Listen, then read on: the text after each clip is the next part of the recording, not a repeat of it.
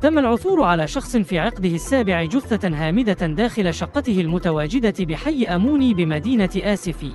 وحسب مصادر محلية، فإن الهالك كان قد اختفى عن الأنظار لمدة أيام قبل أن تنبعث روائح كريهة من شقته التي يقطنها بمفرده، الأمر الذي دفع ببعض جيرانه إلى إخطار السلطات المحلية التي انتقلت إلى عين المكان رفقة عناصر الأمن والشرطة العلمية والتقنية من أجل المعاينة وتحرير محضر بالواقعة والتحقيق في ظروف وملابسات الحادث.